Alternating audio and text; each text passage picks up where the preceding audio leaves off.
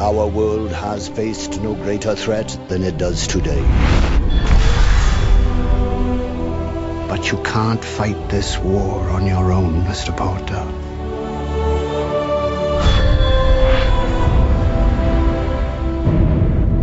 He's too strong. Well, I hope you brushed up on your Potterology when you go see this, because it's a lot of stuff to digest in this. Now that we've moved into, this is the seventh movie, the eighth? The seventh movie. The Deathly Hallows. They've reached this point now where they ain't looking at they're not catering to the casual fan. If you just now just sit like, oh, I've been hearing about this Harry Potter, I guess I'll go check one of these out. This movie's not for you. Yeah, not at all. This is for everybody who's been reading or watching movies up to now. Well, it's like they pretty much, like the mission statement is like, hey, have you been checking out Harry Potter? Good. Oh, no? Well, fuck you. Usually movies like this, even if they don't start with, like on television previously on Harry Potter, right. Then at the very least, whenever there's something that's very plot specific to something that happened earlier, they'll do a flashback or something. This doesn't even fuck with that at all. It's you know what that shit is. I read the series like 3 times. I've seen all the movies multiple times, and even there's stuff I was like, I don't remember what that is. Well, I got one question for all you guys. Like, what do I have to research? Because the movie I saw tonight, nothing goddamn happened. I mean, it was just kids hanging out in the woods. When I read the book, I got kind of exhausted. Like, I knew when to get up and go to the bathroom, because I was like, man, I remember digging this book, but there's a point when they're in the woods and it just seems like it goes on forever. Well, there's no resonance to what's happening to their characters and what's going on if you are not intimately familiar with everything they've just been through. Of course, you're like, it's just the Blair Witch Project. Mm-hmm. Yeah, there's actually a witch. Yeah, with a super huge budget. Yeah, but in this case, it's they're going through the worst time of their lives. These people who really think they're probably not going to make it, and if you're emotionally attached to those characters, it's actually pretty powerful watching them go through this. But if you, like co-host, just don't care about people or things at all and have no heart or soul, you're sitting there watching them, going like, "Will you please just do something? Will you guys go swimming or something?" Well, I mean, there was nothing going on. Now, let's be fair. Before they got to the woods, there's a lot of spells going on, a lot of fighting. And I didn't know what the hell was going on during those scenes either. I was like, okay, who's fighting who? Who's this character they keep bringing back in flashback? Why is Voldemort in flashbacks all the time? They're not flashbacks. Was this stuff from prior movies? See, this is why you don't understand. Yeah. See, this has been since the first movie. Harry is intimately connected, like they haven't had sex or anything, but they're intimately connected with Voldemort, the main villain, because when Voldemort tried to kill him when he was a little kid, it didn't work, and they got like their souls are kind of shared, and so you never see Voldemort doing it, but Harry has flashes of seeing whatever is going on in Voldemort's life, and that's what's going on there. He was this little Voldemort They're connected. TV going on in his head. Moment of Potter. Well, you know what? Next time, if they had to redo this, I'd say, you know what? Let's follow Voldemort around, because there's a lot more interesting shit going on with him than there is with Harry Potter. Now, I would say I like this movie better than you. I can already tell you that.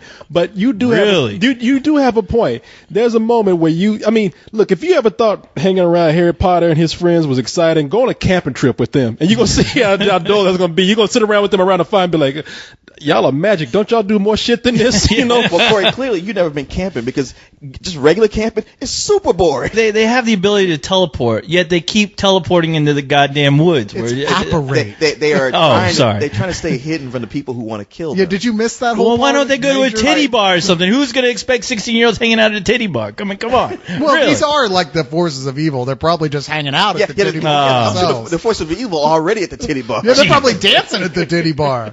Yeah, and even then, a camping trip is cool when it's a girl, but again, she's underage, so it's like you out of luck on this trip. But you have to remember with this movie, I mean, they kept referencing the kids being, I guess, 16, 17. And I'm just like, oh, aren't these guys like in their mid-20s by now? But I grew up with Welcome Back, Kotter, where all the kids in high school were in their 30s. That's right. Mr. Kotter, gotta go to the bathroom. It did apparently actually cause problems on the set. I mean, they had to use extra makeup. The girl, what's the name of the actress? Emma Watson. Apparently, she was going through menopause, so they had to keep covering her blushes up. So. They're throwing tampons tampons and ask Patronum. Go clean yourself up. Damn it.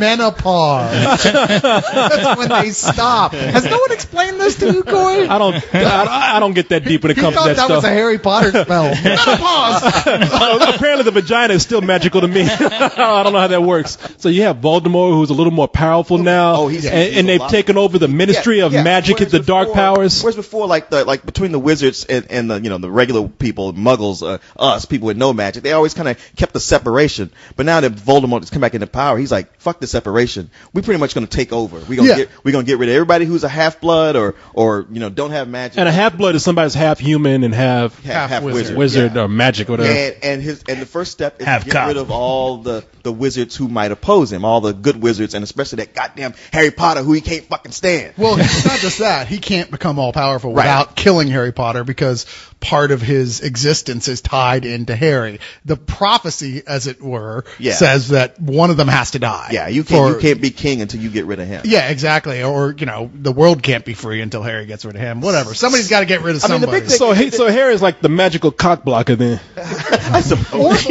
Or Voldemort is, depending, because Harry would be getting tail left and right if it wasn't for Voldemort. It'd be great. But now he's hiding out in the woods with a girl who's dating his best friend, who's being a dick, by the way, about the whole thing. Yeah.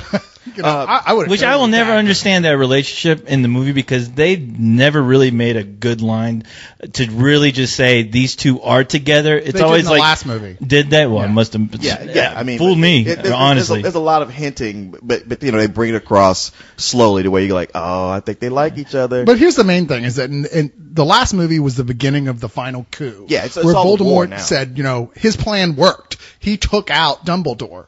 Spoiler. As far as like a lot of the forces were good concerned, they lost. Yeah, pretty. Yeah, and now that was the end of the Empire Strikes Back. Yeah, well, no, this is a very thinly. I don't know how it is in the book, but a very thinly veiled metaphor for the Nazi Party taking over Germany. Certainly. I mean, right down to they have Gestapo wizards, and I don't know. The only thing that's missing is Voldemort don't have little Hitler mustache underneath his snake nostrils. It just keeps falling off every time. Yeah, maybe Harry Potter's parents were his plastic surgeons. Oh, fuck. What happened? His tooth just fell out. Your tooth fell out? Yeah, I have a temporary tooth where it cracked. Oh. Is this supposed to be glued in? I thought maybe you were turning into Jeff Goldblum. I got little hairs on the back.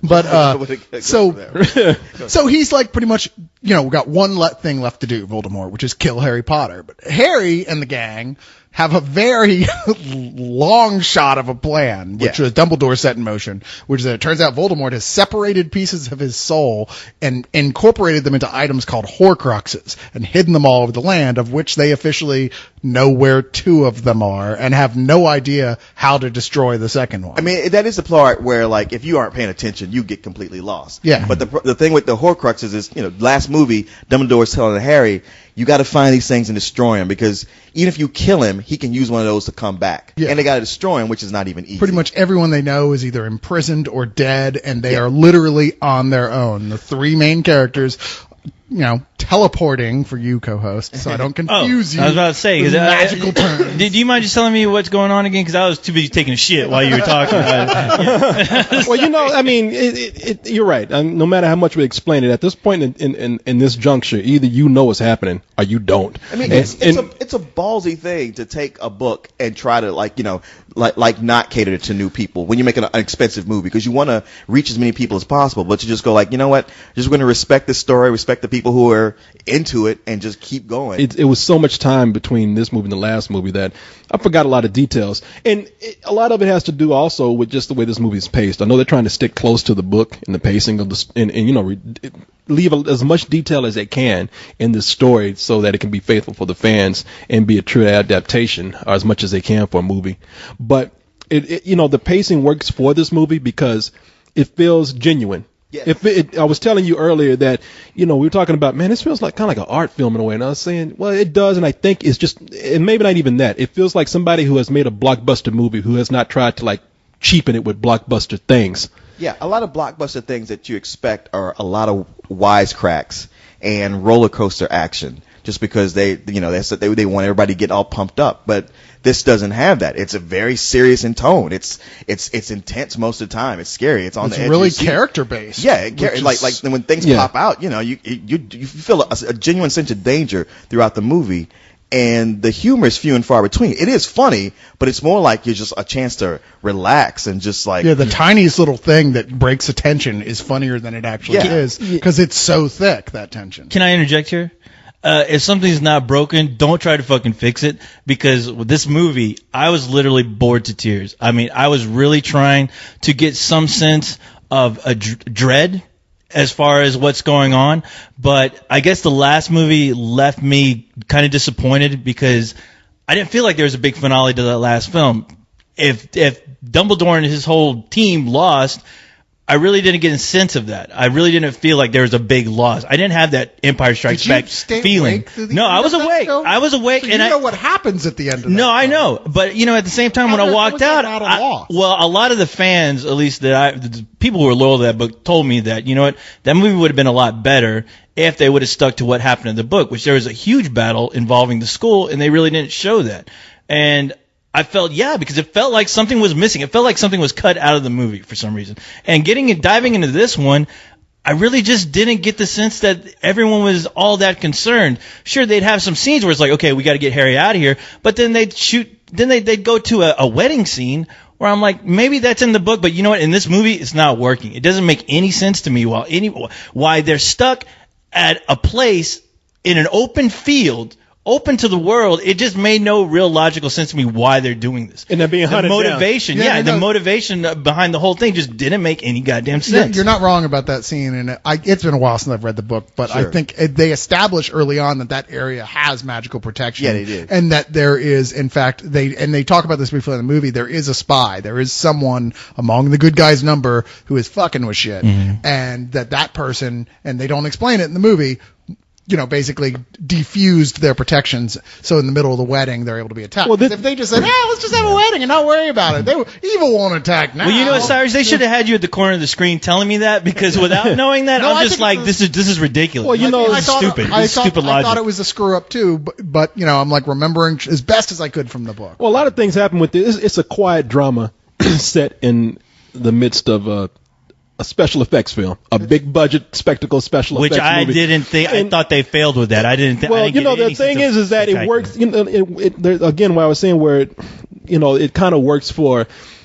the drama of the movie, and it also works for the creeping sense of dread that is leading up to. I mean, really, the movie was intense to me. I was scared for these characters while they were hiding out. However, that quiet drama really does slow down this film a lot, and there's a whole chunk of film with there's little bits of action interspersed in there, but there are some things I think they probably could have edited out of this to speed it along. I mean, there's a thing here where it's being loyal to a fault to that book, I think, but I don't know. I haven't read the book.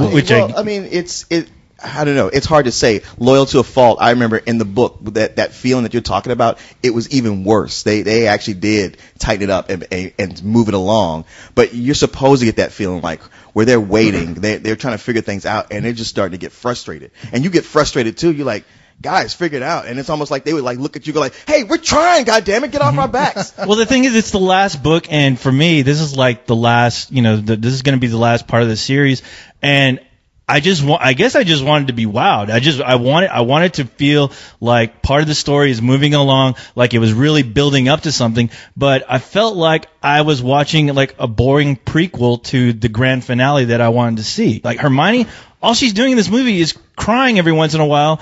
The Ron Weasley guy, he's getting pissed off at the flip of a page. All of a sudden, he's angry, and I'm like, why are you so angry now? What is this?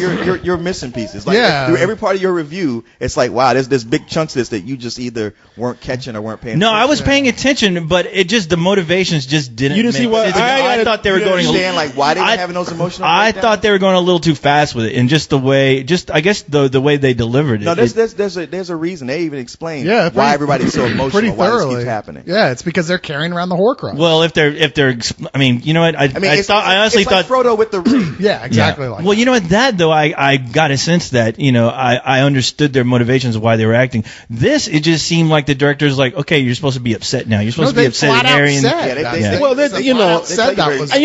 I just didn't buy it. You didn't because even if you don't, they explain it through certain magic. I won't go into details for people who are listening to this. I mean, but there's certain magical ways that they explain it, but they also explain it because of certain emotions that have built up within all those characters over time. Maybe they've grown up, they're just like teenagers. They have all this chemistry, which is changing, and there's a lot of jealousy, envy, insecurities, and all those things that a teenager goes through. Not only do they have to go through it as teenagers, but it's just compounded by the fact that, well, they got to go on this huge journey to defeat this crazy evil that's out there. But there's also these outside forces that are playing on those emotions. What's wrong? Wrong? Nothing's wrong. Not according to you, anyway. Look, if you've got something to say, don't be shy. Spit it out. All right, I'll spit it out. But don't expect me to be grateful just because now there's another damn thing we've got to find. I thought you knew what you signed up for. Yeah, I thought I did too. Well, I'm sorry, but I don't quite understand. What part of this isn't living up to your expectations? Did you think we were going to be staying in a 5-star hotel, finding a Horcrux every other day?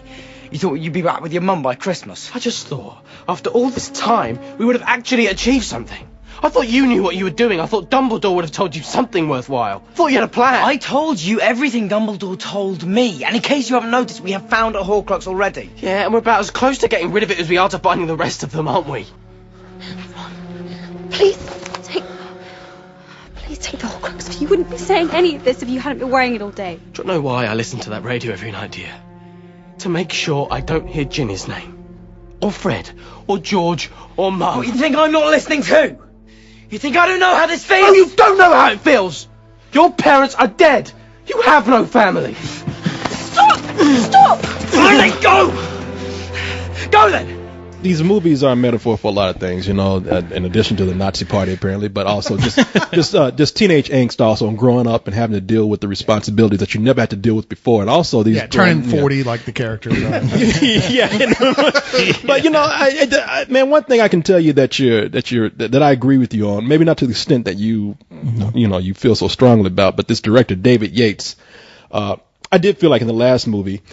I forgave it in the last film. I felt like it should have built up to that climax that everybody was talking about. You told me about it, like there was a huge fight at the end. I'm like, look, it's a movie. Mm-hmm. I don't care what it's leading into. Build up to a climax and let us feel like, hey, we're okay. Wow, that was great. I can't wait to see what they do to top that in the next film. Same thing in this movie, man. This director has something to like. There's something about him where he likes to start out strong and then just get kind of more quiet as the movie goes on, to where at the end it's like, okay, I know you got to go into something else, but really, being a film, there needs to be some sort of build up. I don't care if it's like a big special effects ending or if it's some emotional build up. I felt like that was kind of lacking here. It was. It really was. With the last movie at the end, it's harder to want to give him the slack. But if I was to grant any slack for this is part one of a 2-part thing. So it just ends where it does. I mean, there's not that point to do that and tell what has to be the rest of the story. Yeah, on some level, you want to blame the studio more than the director, who the director's put in a weird position to take a book that was never meant to be told as 2 separate books. Right. It's meant as one big, 3-part story, and then he's like, no, you got to tell 1.5 of those parts. It's an awkward position to be put in, and I thought that he chose to go a really different direction than the previous movies in the tone and the way he told it. I mean, he made an art horror film is essentially what he did, and I think taken in that context, and taken in the context as a huge fan of these characters and where they're going and how they've got here, I thought it was a success. Well, it's not. It is by no means a children's movie. That first movie that you saw, that Chris Columbus film, this ain't that shit at all. Goes flying around and everybody's plates filling up with food. No, this is very much.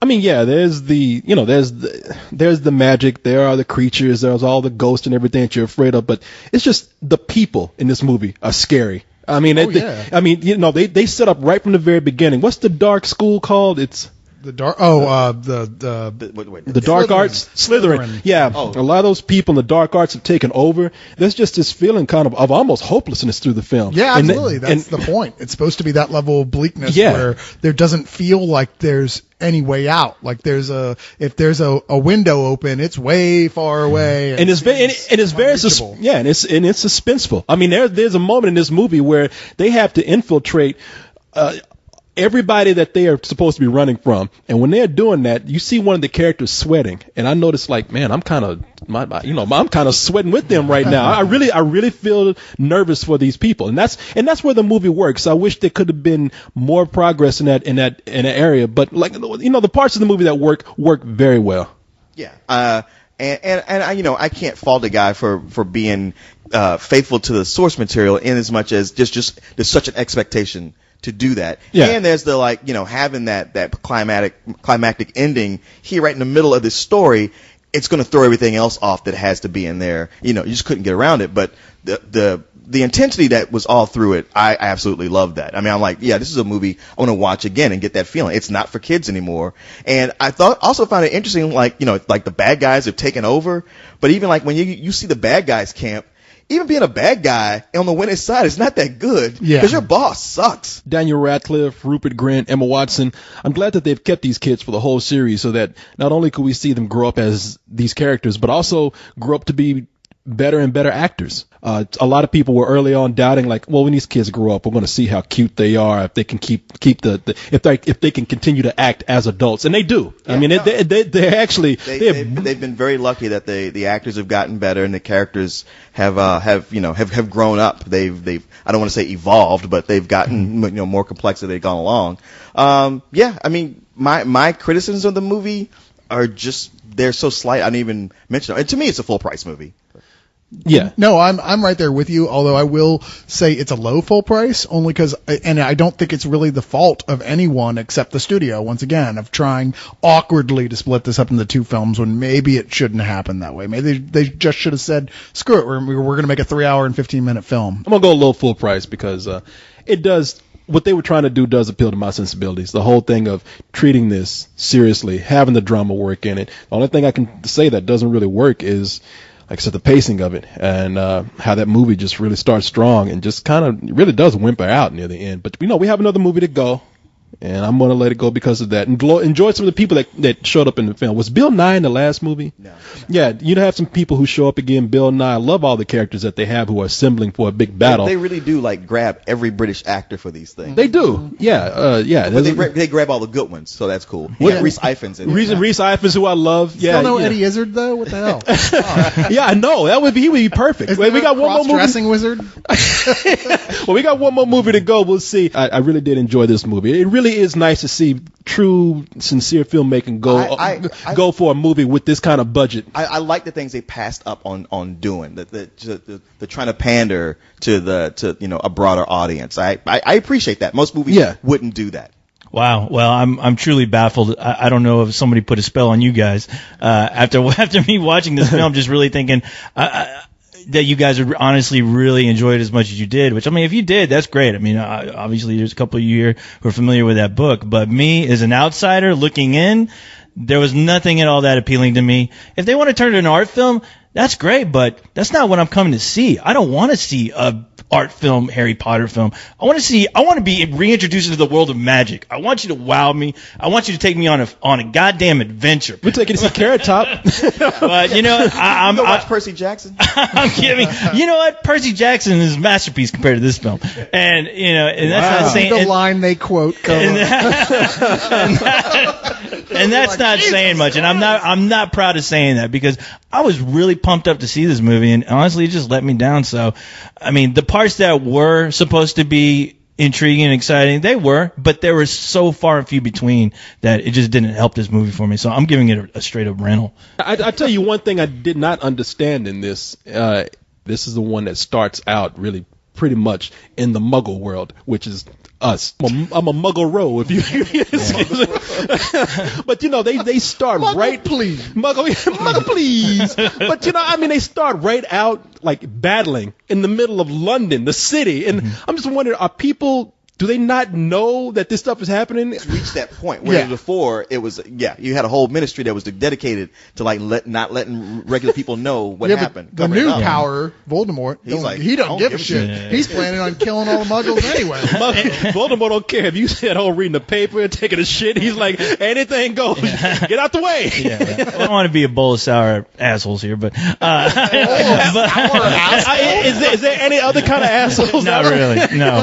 But I will say, what kind of assholes you eating? I will say, I actually do. I didn't want to forget this, but there is one beautiful moment in this film involving the story of the Deadly Hallows. It's an animated sequence, which I honestly have to say, whoever created that was just beautiful. And that's another one of those things where I was like, wow, this is so cool. They felt the freedom to just throw something like that in the middle of it. This other total art piece that's beautiful. Normally a movie like this, I would do something like never that. have the co-host executive would have said. I will give that is the one biggest brightest spot in this film. I probably would have been just like you, man, being like, I probably wouldn't have said rental, but I probably would have been low matinee if the artistry had just not been so amazing in this movie. I mean, again, it's one of those movies where the special effects, they blend in with the story instead of like putting itself before the story. The story rather than the story. Exactly. There's a lot of scenes that when they were recreated looked exactly like they did in my imagination when I read the book. Well, and that's what really happens. Beautiful cinematography. Yeah. They're out in the woods a lot, but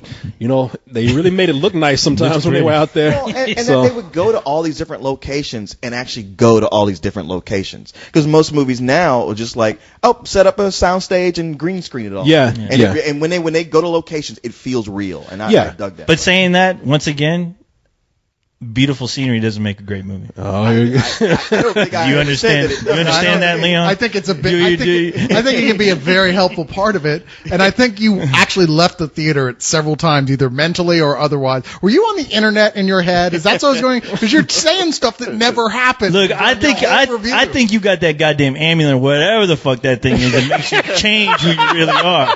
I think it just warped your whole review. I'll Horcrux you son of a bitch. Expetro, get rid of Voldemort.